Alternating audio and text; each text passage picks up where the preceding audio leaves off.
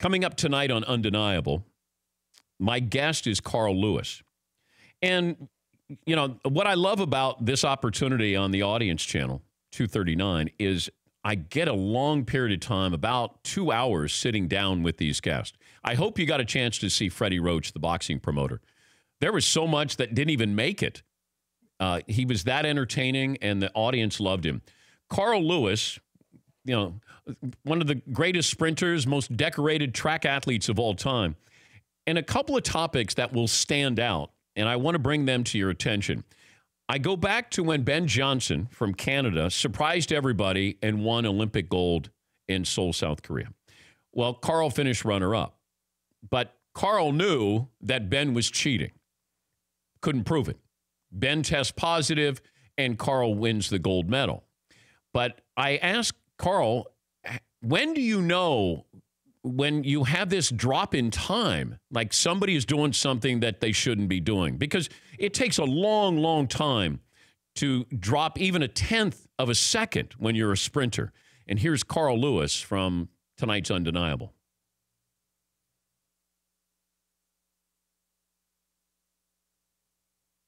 Of Ben Johnson. 86 then, right away. Because the word on the street, per se, was that his coach gave it to people. And then all of a sudden, he pops kind of out of nowhere and starts running really fast.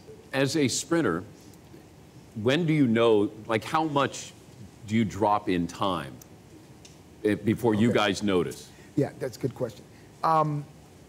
If you're young, you can do it up until you're like 20, 21, because you could grow and all things. But once you're in your 20s, it goes in small increments. Just to give you an example, when I was 19 or 20, I ran like 9.97.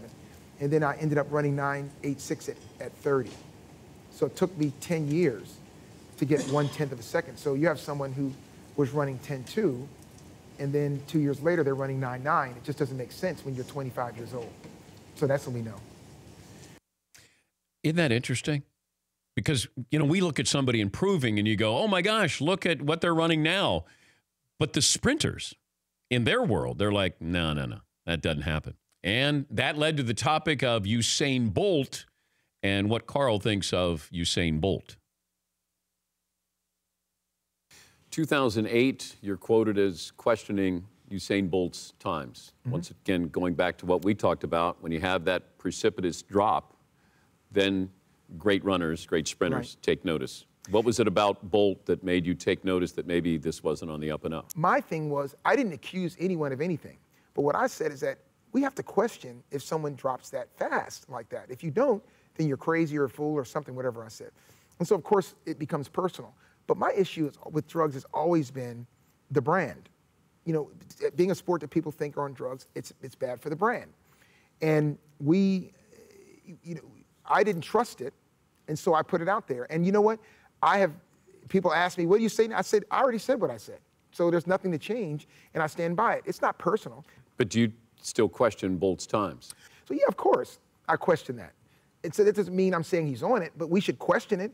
When I ran 9.86 or whatever, there should question anyone that does that kind of drop. So, and I didn't say anywhere, oh yeah, he's on it. I said we should question it, because if you don't, then it's ridiculous. That's it. And I stand by that, absolutely.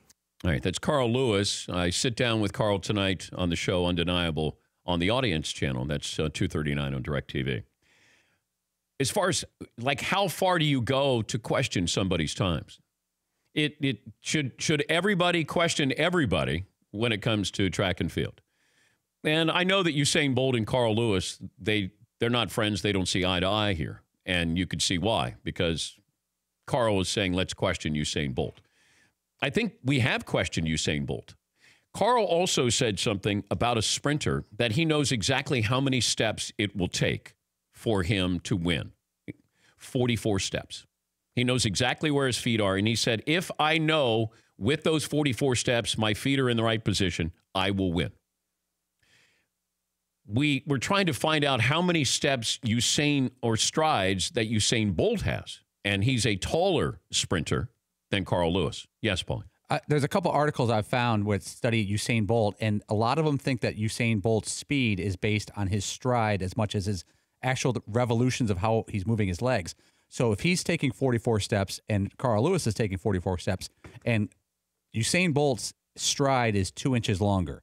You times that by 44 steps, that's 88 inches.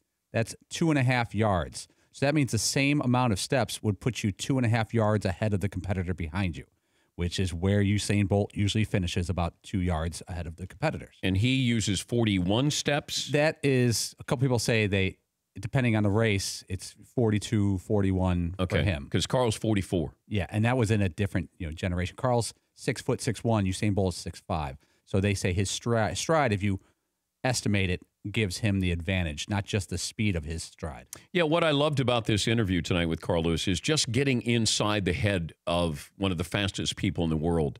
And your preparation. He said most races are won prior to the race. He just said it's confidence.